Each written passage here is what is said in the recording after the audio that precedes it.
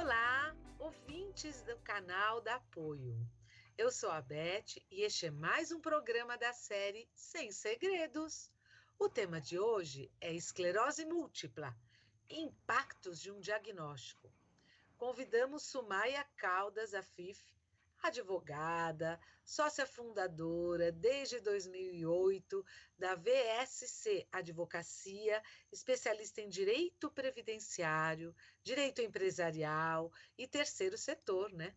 Membro da coordenação da Red Latin, Rede Latino-Americana pela Esclerose Múltipla, e diretora jurídica da ABEM, Associação Brasileira de Esclerose Múltipla.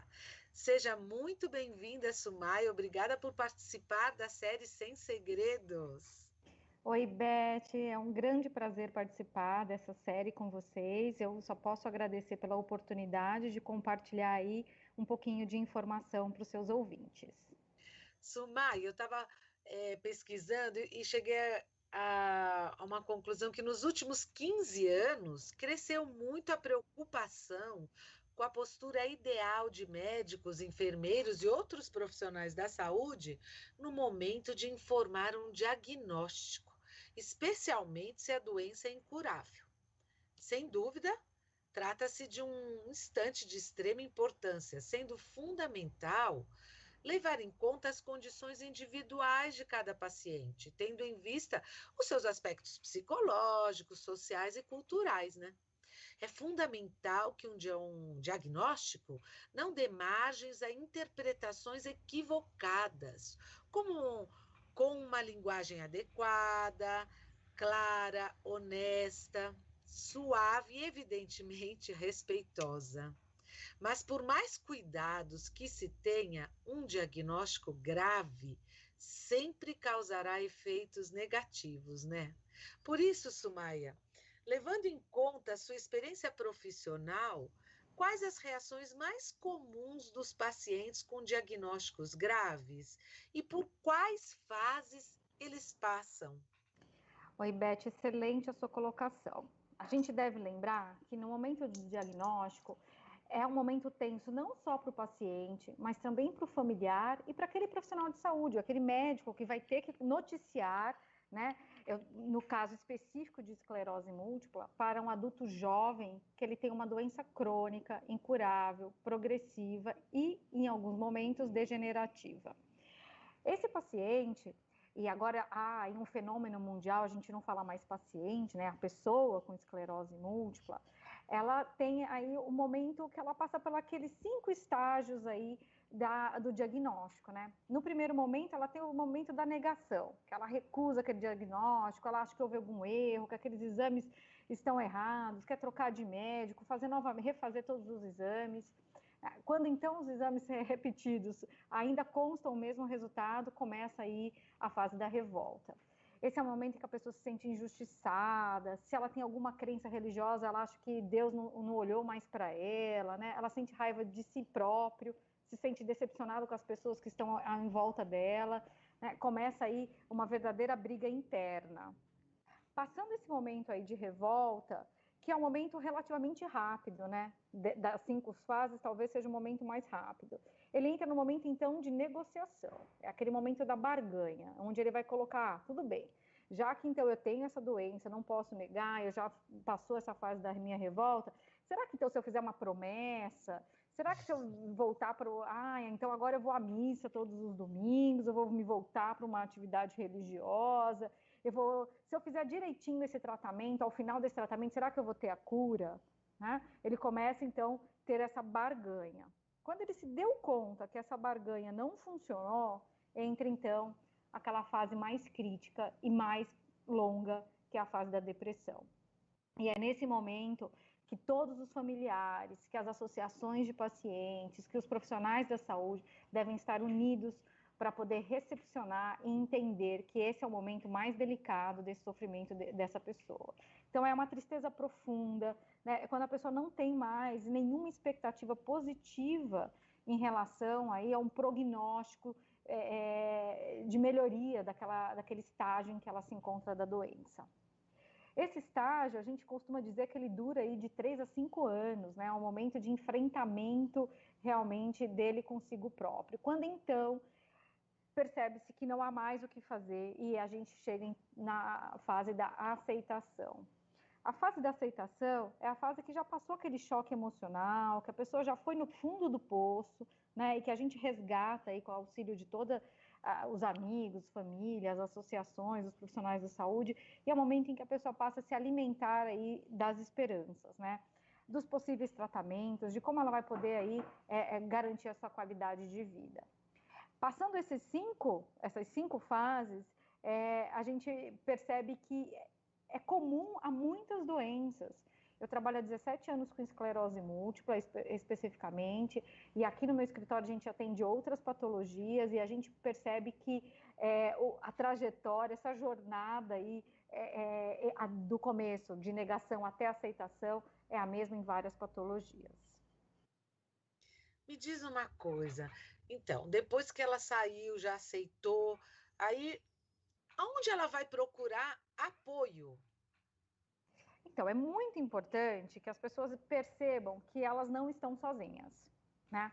Os grupos de apoio, eles existem dos mais variados, né? Desde aqueles, antigamente tinha aqueles CVVs, né? Pelo telefone, que hoje já é ultrapassado, né? Hoje todo mundo fala por e-mail, internet, as redes Mas sociais. será que ainda não tem esse? Eu achei que esse Tem. tipo A de gente ainda recebe, eu ainda recebo, a associação também, mas as pessoas são mais tímidas ao falar, né? Elas preferem contar seus relatos, muitas vezes, escondidas aí pelo computador, né? Mandar por escrito. Tem uma certa impessoalidade, né? Quando eu simplesmente escrevo ou eu ligo e converso com a pessoa. Então, a gente observa que as associações de pacientes, os grupos de apoio, os grupos formados nos próprios centros de referências de reabilitação, né?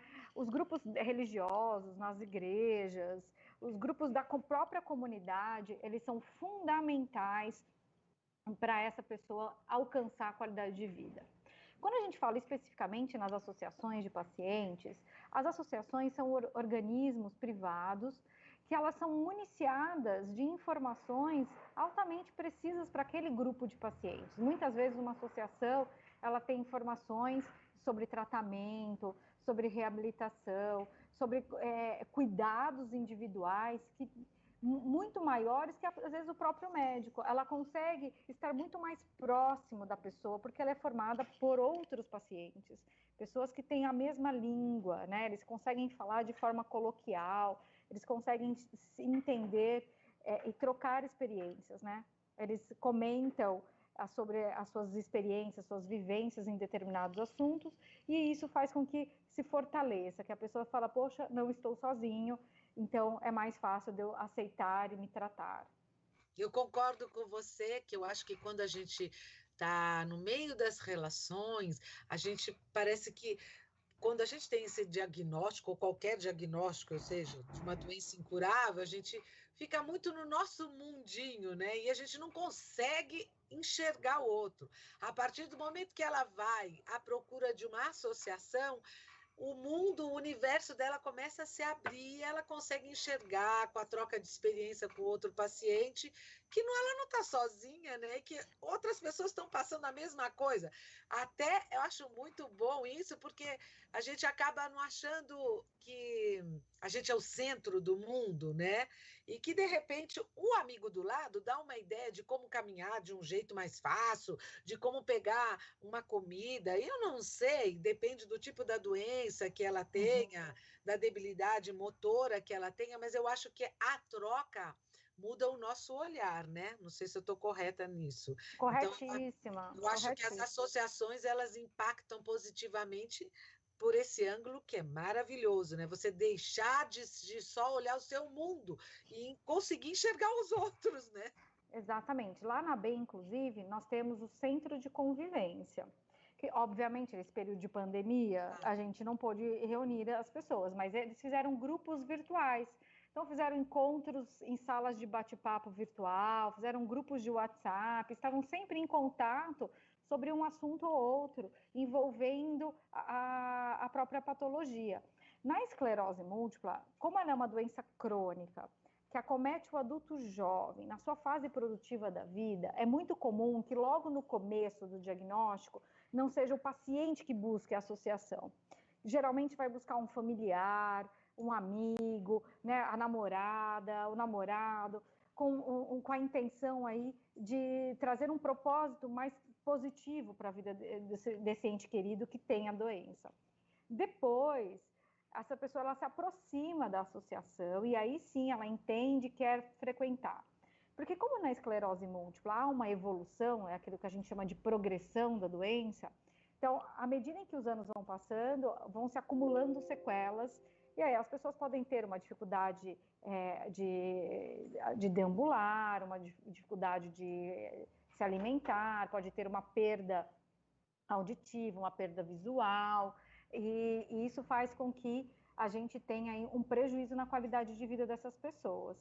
Então, a importância da associação nesse momento, de poder mostrar que há terapias, que há programas de reabilitação, fisioterapia, fonoaudiologia, nutricionistas, o próprio médico psiquiatra, que eu acho que é extremamente importante nesse processo, né?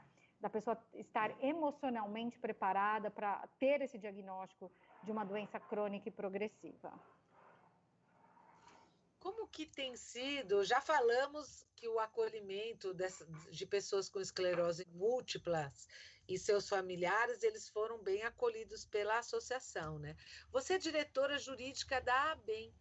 Esse tipo de esclerose é uma doença crônica, né? Ela tem cura? Então, o que mais me atraiu na esclerose múltipla, quando eu fui trabalhar com essa doença, é que todas as respostas eram negativas. Nossa. Eu não tenho esclerose múltipla, ninguém na minha família tem esclerose múltipla, e eu abracei essa causa porque eu percebia que eram pessoas que estavam ali, é uma doença que não tem cura, que não tem prevenção, que ela tem progressão e que ela não tem, e todos os tratamentos são para melhoria da qualidade de vida, nenhum tratamento visa cura. Eu falei, gente, como vivem esses jovens com esse diagnóstico aqui no Brasil? E aí eu me uni à ABEM, a Associação Brasileira de Esclerose Múltipla, e hoje a gente faz um trabalho muito lindo, que não só de neuroreabilitação dessas pessoas, mas também de incidência política.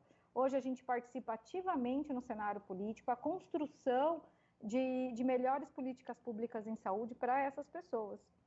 Isso é muito importante, porque eu acho que não tem nada de política pública para essas pessoas. Não temos. Hoje a gente engatinha ainda, viu, Beth? No Brasil, o cenário é próspero, a gente teve várias conquistas, hoje a gente tem um protocolo de diretrizes terapêuticas, a gente tem uma série de medicamentos de alto custo já disponíveis gratuitamente pelo SUS, né, pelo Sistema Único de Saúde, mas ainda a gente não tem neuroreabilitação no SUS, a gente não tem uma fisioterapia, uma psicologia especializada, a gente tem, é muito tímida as iniciativas no sentido de tratar a pessoa de forma holística, né? O biopsicossocial, que é como nós tratamos essas pessoas na ABEM. Então, a gente trata o emocional, a gente trata o corpo através de reabilitação e a gente trata a mente, que é muito importante.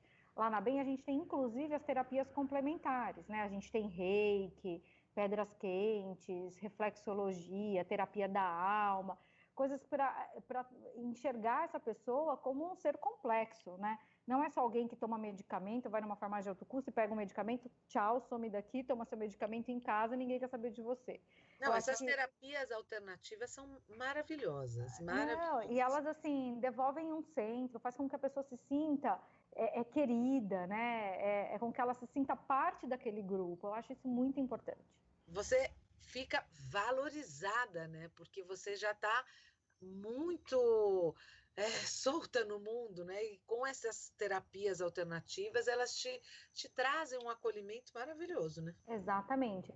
E na ABEM, até as terapias complementares, elas são realizadas todas com foco em pesquisa. Então, assim, a gente tem um grupo de pesquisa, a gente direciona os atendimentos, não é uma abordagem simplesmente solta dentro daquele contexto. Não, ela está dentro de um programa de reabilitação. Esse paciente, inclusive os pacientes que têm assim, dificuldades psiquiátricas, com negação, com revolta, eles não aderem aos tratamentos de neuroreabilitação. Então, é mais difícil você tratar essa pessoa. Então, primeiro a gente trata o emocional, traz o equilíbrio, e aí depois a gente faz a reabilitação funcional desses pacientes. E aí uma outra coisa curiosa, lá na BEM, a gente trouxe o Pilates. Como acomete maior parte de adultos jovens, a pessoa falar que faz fisioterapia é chato, é tratamento, né? É uma coisa recorrente. Quando ela fala que vai para o Pilates, é um esporte, é uma atividade física, né? E a adesão foi super positiva, os pacientes adoraram. Hoje a gente tem assim fila de espera no Pilates, inclusive. Nossa, e o Pilates, ele visa muito o equilíbrio, né? É maravilhoso. Exatamente. Então, tudo que a gente faz é para devolver independência para essas pessoas, para que a gente torne cidadãos protagonistas da sua própria vida, que eles assumam as rédeas das suas necessidades. Então, eu preciso comprar um carro com isenções, como eu faço? Antigamente, a gente acabava fazendo todos os processos. Hoje, como tudo é online, a gente ensina como fazer, para que essa pessoa se sinta empolgada, que ela que alcançou aquilo, foi uma conquista dela. Não, eu acho muito legal isso. Nossa, Sumaia, eu estou adorando. Eu acho que os ouvintes que estão nos ouvindo, eles também estão amando. Você é uma pessoa maravilhosa, abraçou uma causa que são poucas as pessoas que têm conhecimento sobre isso. Eu agradeço muito a sua participação. Estou chateadíssima que nós já estamos terminando. Eu espero que os ouvintes tenham entendido como é importante apoiar e ser apoiado ao recebermos o diagnóstico de uma doença grave. Você teria algumas palavras finais para as pessoas que estão nos ouvindo? Sim, Beth, acho que o mais importante é que todo mundo saiba que não está sozinho. Então, não sendo na BEM, mas sendo em qualquer outra associação de paciente, eu tenho certeza que essas pessoas se sentirão acolhidas e entenderão a importância de estar em um grupo. Porque quando a gente pensa em grupo, nosso caminhar é mais longo, a gente chega mais longe nas nossas conquistas, as coisas que vão acontecendo positivamente refletem na nossa vida. Então, assim, eu convido os seus ouvintes a conhecerem a ABEM, Associação Brasileira de Esclerose Múltipla, em qualquer mídia social, seja no Instagram, que é @ABEMOficial, seja no Facebook, que é a ABEM, Associação Brasileira de Esclerose Múltipla, ou no nosso site, que é abem.org.br. E ABEM com M de Maria no final. Tá certo.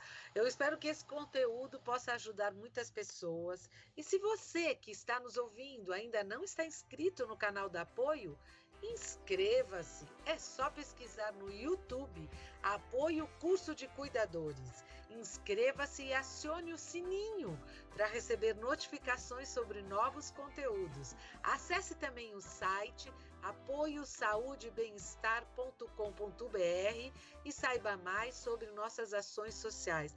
Agradeço de coração a pessoa iluminada que você é, viu? Muito obrigada mesmo. Que linda, obrigada a você, Beth. Você que é iluminada de ter proposto uma iniciativa tão incrível quanto o Apoio. Parabéns para você e toda a equipe aí da Apoio. Muito obrigada.